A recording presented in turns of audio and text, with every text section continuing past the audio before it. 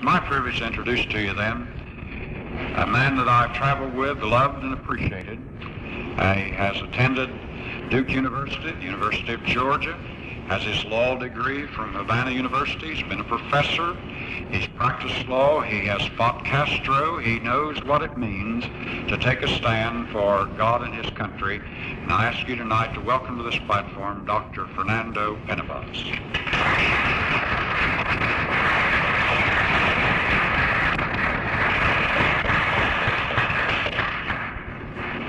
Well, thank you very much. First, let me tell you that there are 275,000 Cuban refugees in this country. And let me just add this.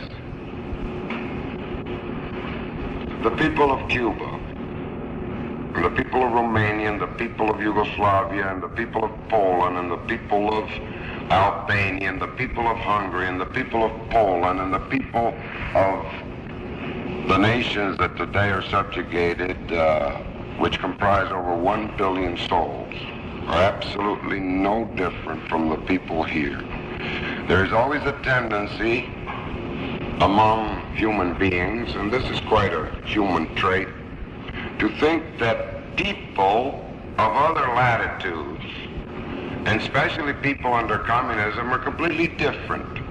That perhaps they're not quite as human, or quite as intelligent, or quite as adept, or quite as bright, or quite as loving, or not quite as human as the people over here. And that perhaps they look different. And being that they look different, therefore they must feel different. We hear that a lot about the Vietnamese now. Thousands upon thousands of South Vietnamese are dying.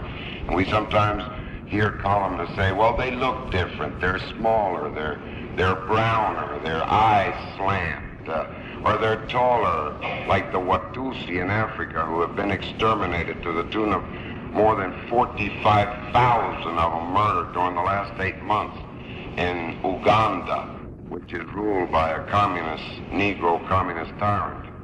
And naturally the Watusi are around 8 feet tall, and we probably think, well, if he's 8 feet tall, he's different from somebody 6 feet tall. But people are always the same. They may be a little bit blonder, a little bit darker, a little bit more hair. Some may have a big stomach, some may be very skinny. But basically, all people are the same every place. And the people that live in communist countries today are just like you people are here, except that they had the misfortune, in most instances, to have been taken over through a process of deceit coupled by betrayal added to military strength. Now that is more or less a generalized picture of communism. Now getting back to the original question, what is communism?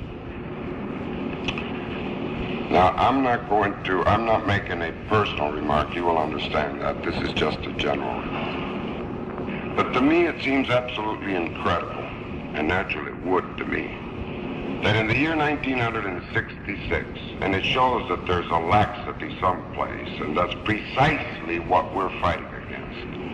That in the year 1966, when more than 45,000 losses in American lives took place in Korea fighting against communists, when American boys, who can be your own brother, your own children, or your own sons, or your own husbands, are dying not fighting against Nazis, or fighting against fascists, or fighting against Robert Shelton of the Ku Klux Klan, or fighting against Robert Welch, or fighting against Billy Hargis, or fighting against any of the anti-communists in this country, but fighting against, again, communists, are giving their life's blood in Vietnam. When in Cuba, for instance, the Soviet Union has knocked down, as they did Major Rudolph Anderson, with their surface-to-air missiles, and there have been many Americans that have been executed and have died fighting communists. And yet in the year 1966, and there's no doubt that there are many millions of Americans like this lady who still do not know what communism is. And it's an amazing thing. Now I'm sure that they all know what Nazism is. And they know all about Hitler. And if they look at the Saturday Evening Post this week, there they will see the great big swastika. Now obviously there's something wrong, because Nazism and Hitlerism were destroyed, and I'm very glad that they were destroyed, more than 20 years ago. And all of the armies of the free world went in to destroy this type of totalitarian, cruel, arbitrary, and tyrannical regime. But yet they did not destroy the ally of that regime, that is the Soviet Union, which together, fighting as an official ally of Hitler, both together entered, dismembered, quartered, and divided among themselves ill-fated Poland. It's amazing that people that should not know what communism is. Of course, and in a way it isn't. In a way it isn't. Because we can see it right here.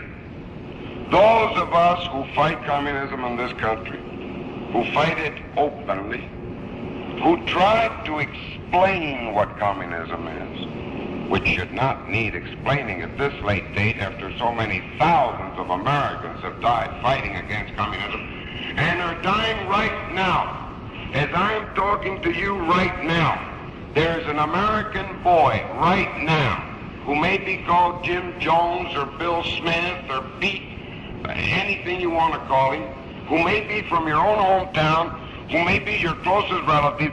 At this moment, he is having his insides, his intestines, his insides, his heart ripped to pieces by a communist bullet. Not by a bullet fired by any other segment, by a communist bullet in Vietnam, by a surface-to-air missile fired from North Vietnam and placed there by the Soviet Union. More than 400 of America's cream of their youth crop and pilots have been knocked down there. People still ask the question, what is communism? But I'm going to answer the question. To begin with, from a strictly sociological, political viewpoint, communism is total socialism. That is, and I'm not going to go too much into this because most of you know it, but communism is totalitarian socialism. That is, the entrenchment of an oligarchy, to use their own words, the entrenchment of a minority which through a gigantic repressive and tyrannical apparatus, just like the Nazis, exactly the same. If you want to know about communism, read about Nazism. You can read a lot about that. Through an excessive repressive and terrorizing apparatus, maintains itself in power against the will of practically everybody in a nation. Now, therefore, if someone would ask us a fast definition of communism, a fast definition, the definition is absolute totalitarian socialism. All communist nations, all communist rulers, all communist speakers, all communist thinkers refer to communism today as socialism. The Soviet Union is called the Union of Socialist Soviet Republics. In Cuba, Castro invariably refers to the regime that oppresses and tyrannizes and terrorizes our country as the socialist regime. Now, if you want to get it in your own language and closer to home, I would suggest that you go to any library, and you'll find it very, very easily, and ask for the principal magazine of the Communist Party USA, Political Affairs, and read the statements and the declarations of the chief theoretician of the Communist Party of the United States, who happens to be the father of Bettina Aptheker, who is one of the great idols over here at Berkeley, California. And you will see that in Political Affairs, they never mention communism because according to them, they haven't even reached communism. They are all socialists, and they refer to themselves always as socialists. So, communism, as of today, is absolute totalitarian socialism. Now, how's life like in a communist country? What is the difference between, let us say, life in any little town in Cuba? Now I'm going to talk from first hand. any little town in Cuba and Ventura, California. What is the difference? Well, you know, it seems that we talk about this and we write about this and we get on the radio about this and we declaim about this, and for some reason, people just don't seem to get the idea. Not only you, lady, but millions of people, and not only in the United States, but in all free countries. Over and over and over again, we get asked the most stupid questions about communism, such as, why don't they rebel against Castro up in the mountains? Why don't you Cubans knock out Castro if you don't like him? Why was Castro there if the people were against him? That type of question. So let me tell you a little bit of how it is in a communist regime, and then naturally you can compare it with your own life here. I don't have to go into your life here because you can compare it. Today in Cuba, let's start. This is not the right word, but let's start at the beginning. Today in Cuba, in every block of every city, there is what you would call the basic organization of the terror apparatus of a communist or socialist regime, totalitarian socialist regime. That basic apparatus is called the Committee to Defend the Revolution. The Marxists, the Leninists, and the Socialists are great at creating words that mean exactly the contrary. The Committee to Defend the Revolution, it is really a spy committee. Now, the Committee to Defend the Revolution is integrated principally by what you would consider the scum of society. That is, the delinquent, the frustrated, the scum of any society. The Committee to Defend the Revolution has, among others, these functions. According to a decree published in the official press of Cuba, it can shoot on sight any person, male or female, adult or adolescent, that it feels is committing a misdemeanor against the socialist state of Cuba. Now, let us get this on a 24-hour basis and sort of compare it with your own life here. When you wake up in the morning in Cuba today, if you are a housewife, first we'll get the housewife and then we'll get the husband. If you're a housewife, you get up very, very early in the morning. Because first you have to check with your committee. That is, your local Committee to Defend the Revolution, and check with them so that they will know where you are going. Because in a communist country, there is no such thing as privacy in any way, form, or manner, of any type. There isn't even, and this is hackneyed by now, there isn't even the privacy, the security of privacy of communicating with your husband or your children. Because you will never be sure, absolutely sure, that at a given moment, either the husband will turn against you, or the wife will turn against the husband, or the children will inform on the parents. And always remember, a misstep is death, or a living death in a concentration camp. But let's get back to the housewife. She gets up real early, and she has to go with her ration card to the store that the state has allotted for her to purchase what is permitted under the ration laws to acquire. There is no such thing as going, people ask me, well, why don't they go to another store? There is no such thing anymore as private stores. There is no such thing, get this into your heads, there is no such thing as private enterprise in any way, form, or manner. There's nothing that is private. Everything is run, directed, and administered by the state. So there's no such thing as a corner store or a supermarket or 3 supermarkets. No. There is one store. Now that store can only sell to the people in a predetermined area. That is, each store, let us say, can sell to 20 blocks of homes in an urban section, and then more or less a similar division in a rural section. Why does the housewife have to get up so early? And this happens in Moscow, and it happens in Russia, and it happens in all communist countries, incidentally. No matter how mellow they may be painted at this moment. She has to get up because, you see, the ration card is authorization to buy what is on a ration list. But the ration card does not mean that you necessarily automatically acquire what you've been authorized to buy.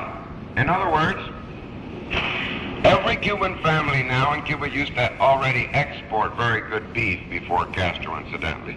Every Cuban family is allowed 2 pounds of meat every 15 days, 3 pounds of rice, 1 egg a month. In Cuba and the country, oranges had no value because the orange trees were used as shade trees for coffee. Therefore, you could go to any farm in Cuba, and the farmer would give you 80, 100, or 200 oranges, whatever you wanted. They were lying all over the place. Today in Cuba, you can only obtain several ounces of orange juice with a medical prescription for children below the ages of 7 and older persons above the age of 65. So when the housewife goes to this store, she is desperately hoping, and I wonder how you would feel if you would have an ounce of butter per family every 15 days, or 2 pounds of meat, which is exactly 6 very skinny little beefsteaks, for your entire family for half a month. So people are desperate for food. She has to go to that ration line and stand at 5 o'clock in the morning. By the time and this is done purposefully, by the time most of the people have arrived, those who have not arrived in the very beginning of the front line, sometimes around 12 o'clock or 1 o'clock, get to the man who is selling, because the ration card does not mean that your food is given to you. You have to buy it with the money that you make, and money's not worth anything because there's nothing to buy. So you get there, and then the man will say, "We are out of meat. We're out of rice." And you go home, and then next day you wake up again to start this out. Now, how about the husband? What has been happening to the husband in the meantime? He has gotten up very early in the morning. He is checked out with his local spy committee. Now, if he was working, let us say that before this he had been an accountant, or before this he had worked in a filling station, or before this he had been an engineer, or before this he had had his own establishment and his own store. Well, now today, obviously, he does not have that anymore. Today, whatever business he has now been taken over by the state. And when he gets into his place of work, he must first check in with the spy committee of the office or the company or the factory or the industry in which he is working. Now, all committees to defend the Cuban Revolution, that's their exact name, that is, all spy committees in every factory are allowed by law, published in the official gazettes of the Communist Republic of Cuba, to constitute themselves immediately into a people's court. A people's court can sentence you from 1 day in prison to the wall, that is, to execution. Beginning 3 years ago, all lawyers graduating from the University of Havana, the few that are now graduating, had to take an oath and have to take an oath that they will never defend anyone in any court, which is ridiculous anyhow, in any court who is accused of either a misdemeanor or a felony against the state. The state is omnipotent. Therefore, there's no such thing as a lawyer defending you. How about witnesses? No one will dare serve as a witness. In Russia today, in Cuba today, in all communist countries today, the mere act of defending yourself of a charge hurled against you by the state prosecutor is in itself a misdemeanor. Because you see, the state is omnipotent and the state can never do anything wrong.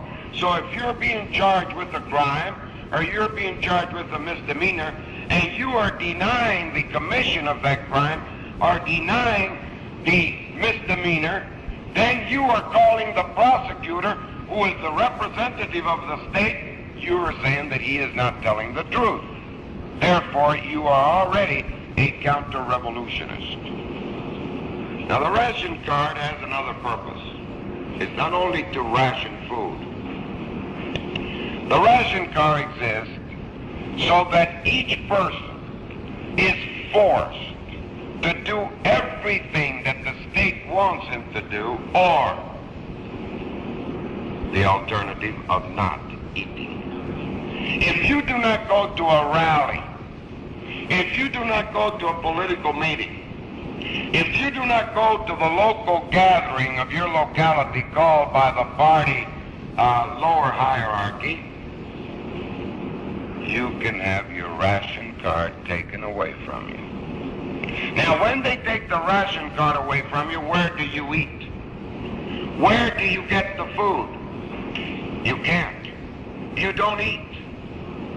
You are condemned officially to starve. Now, there is a word for that type of person in a communist country. He is called, in Marxist-Leninist terminology and semantics, he is called a non-person. He is a non-person. No one, unless it is a very loving mother or a very loving relative or a very loving wife, will dare to give that man or that woman any food. Because to begin with, there is not much to give. So then what does the non-person do? The non-person must then necessarily, because he's starving or she's starving, report to the spy committee. And then the spy committee sends them to form part of what they call a voluntary work brigade.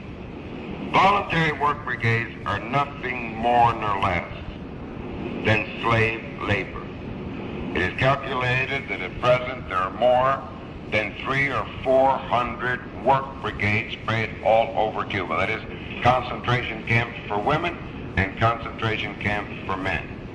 In the prisons of Havana at this moment, and in the prisons of Cuba, there are around 27,000 women prisoners.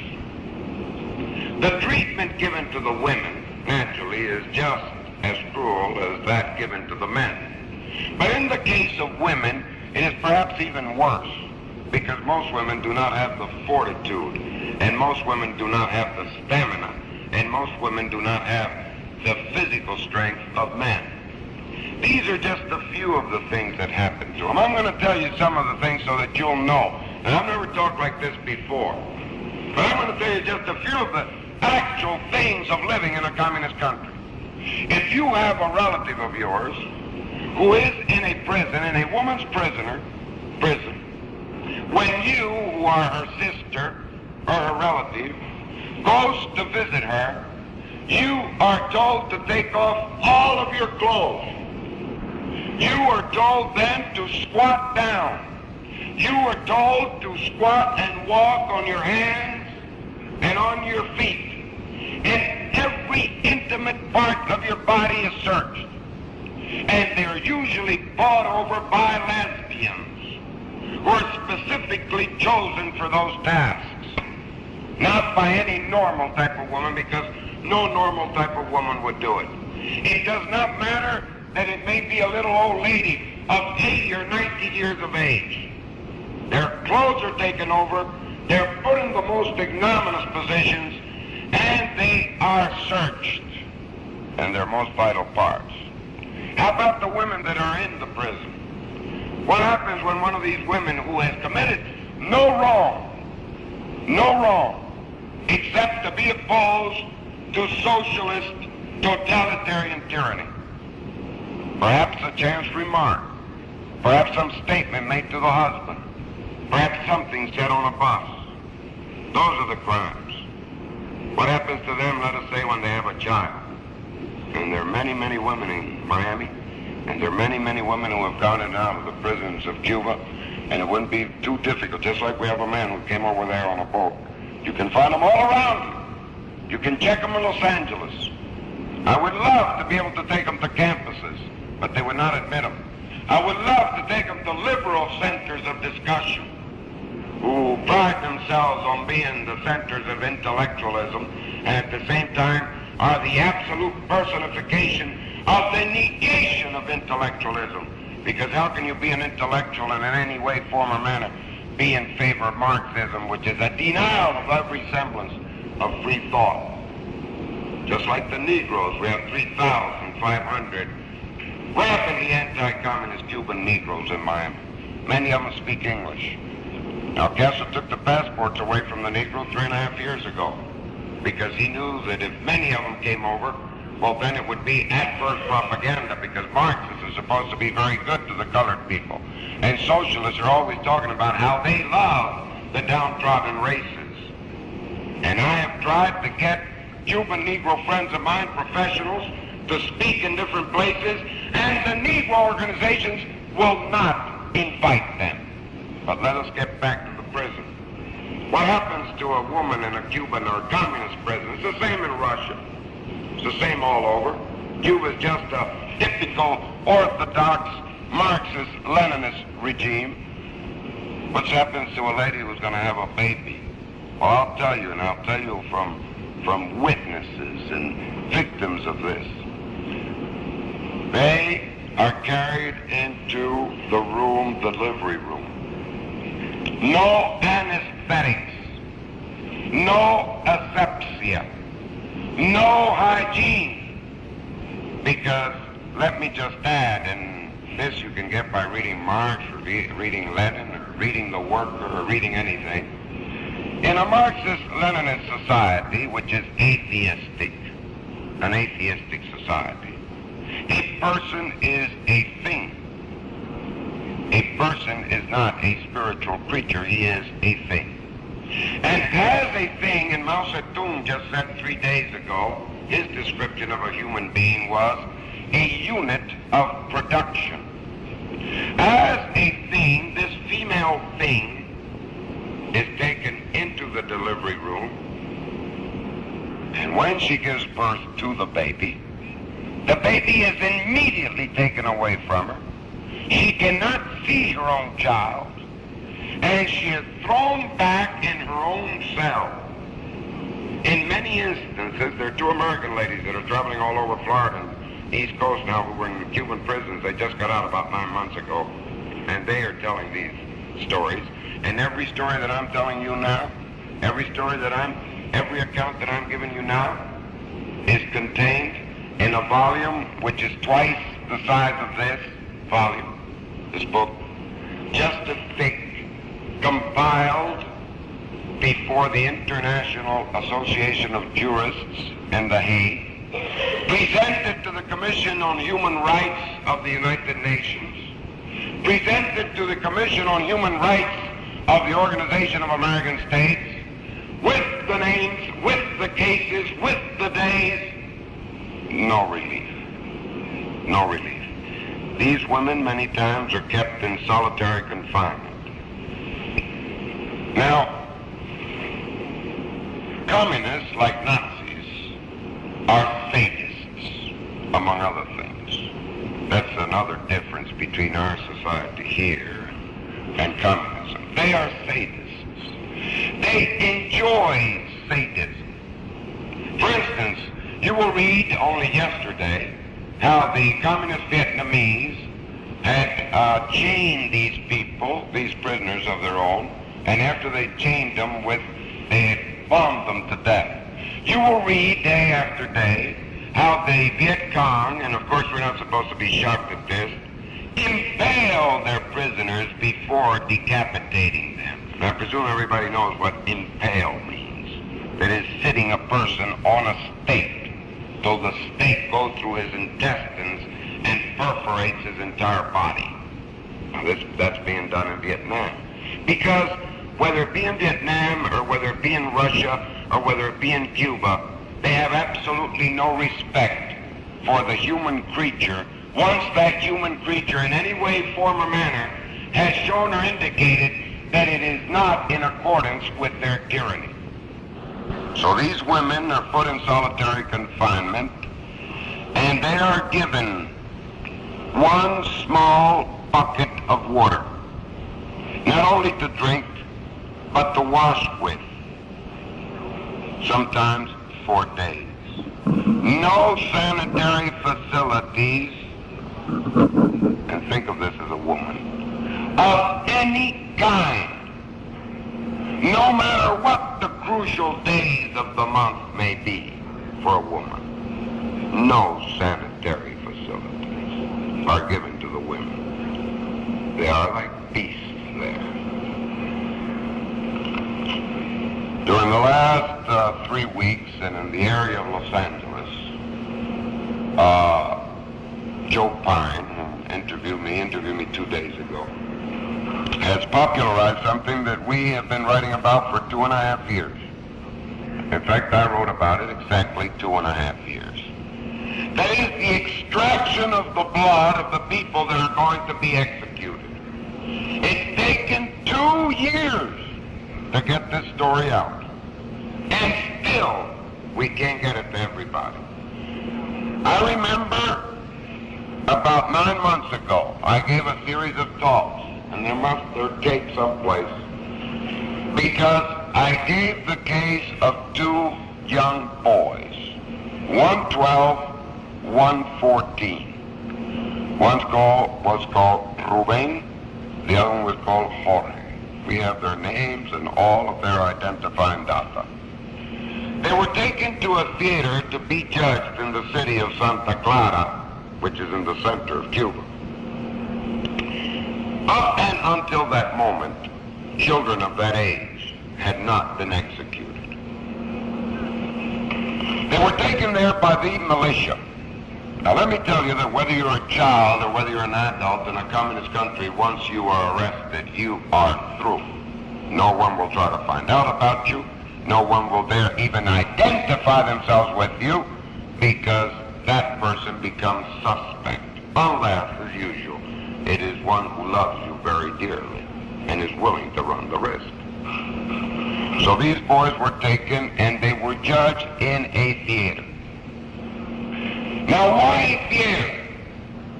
To make it ludicrous, to take away the dignity even of death. Now I defended during the first 9 months of Castro, in the first 1 year and 3 months of Castro, I was one of the few lawyers in Cuba who risked my neck defending Batista's officers and soldiers who were accused by the Castro's Revolutionary Corps. So I lived this. And they would always hold these trials in the officers' theaters, what used to be the theaters. And many times we would be in a trial where a man was being condemned to death by execution within 2 hours. And over in a corner there would be girls and boys dancing and drinking and laughing. Why? Why were these other 2 boys that I'm going to tell you about taken to a theater? Because another thing in a communist regime is to break down in people's minds every tradition, every institution, every semblance of respect for what in a free country such as the United States is held dear.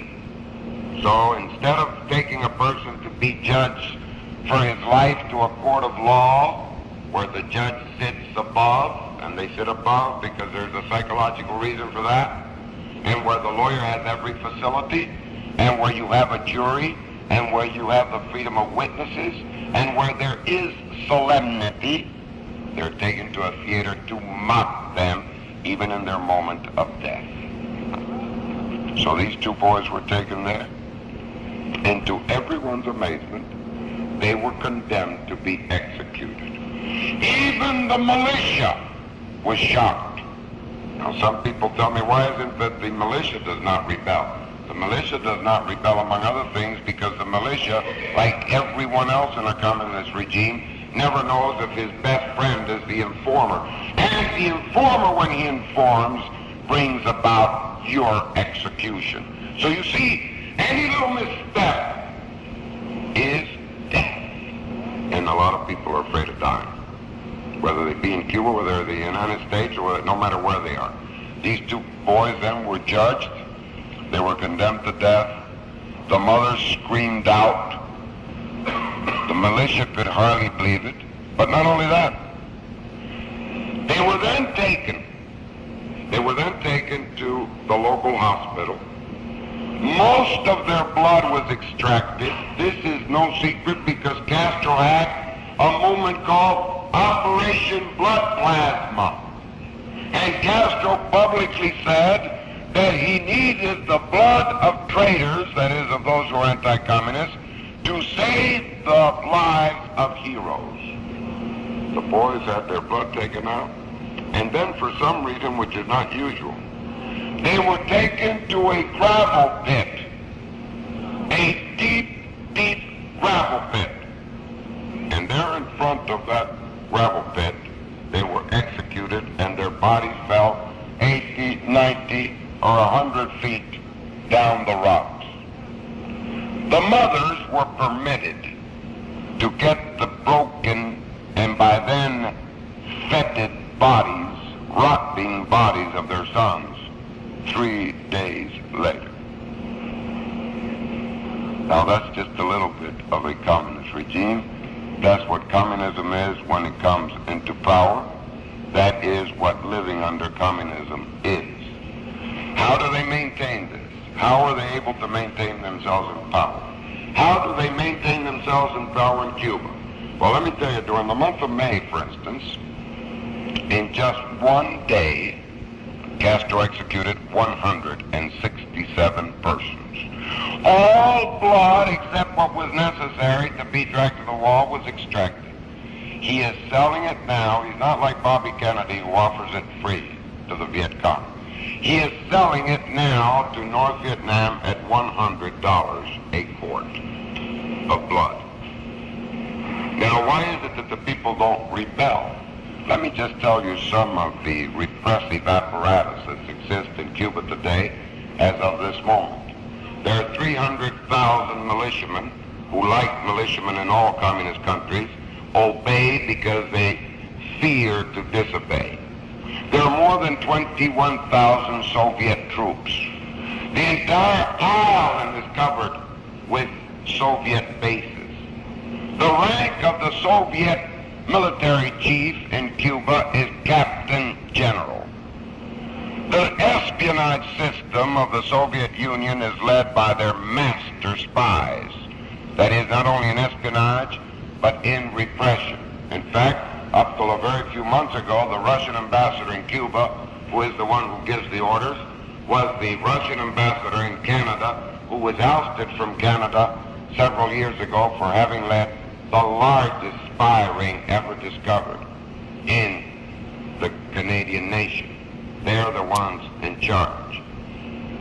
And even yet, even under these circumstances, Cubans are still rebelling and dying.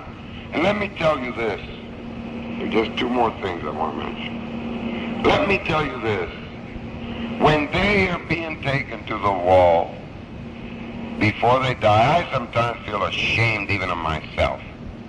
I feel ashamed of all of us sometimes. When they're taken to the wall, as they're dragged up there and machine gunned, which is prohibited by all civilized nations as firing squads, because a machine gun can rip you to pieces and you're still alive. Right before the volley comes out of the machine guns, they exclaim, "Long live a free Cuba, and long live Christ the King." They give their life's blood for freedom and for Christ. And the reason I'm ashamed is I sometimes wonder if our activities are worth their blood. That's what I wonder about. When I see so many people so indifferent to not only Christ, but to the freedom of their own nation, to their own environment, and to the human race, I sometimes wonder, is it worth it? Now in closing, so that this lady will know some little other aspects of a communist regime, we hear a great deal of tortures that are taking place in Cuba and in most communist countries. Everybody knows about it that reads anything. But let me tell you one that impressed me. Now, you know in Cuba, the minute you're arrested by the G2, which is a secret police, and it's patterned exactly after the Russian MVD or KGB.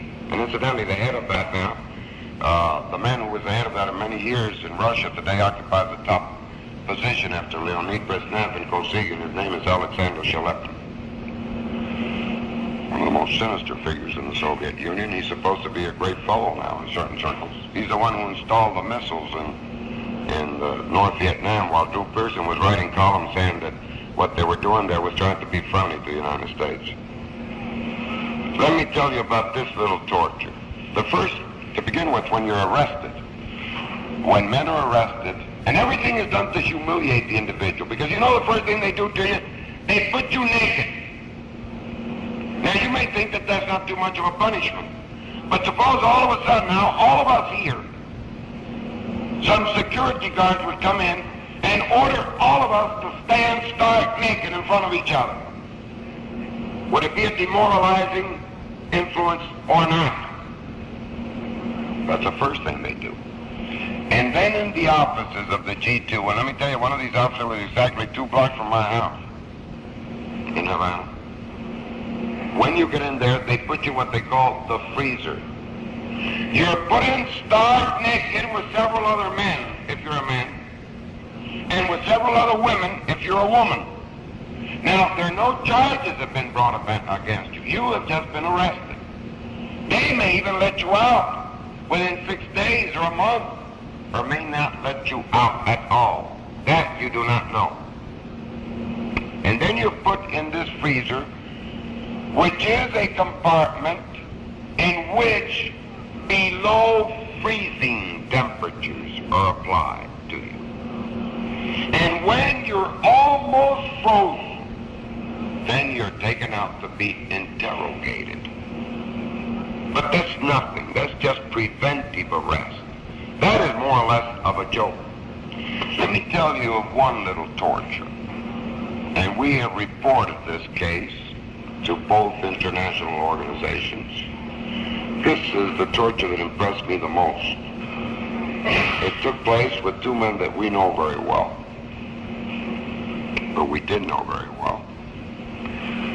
They get an individual, like they got these individuals, and they take them into a cell, which only has the size of a person.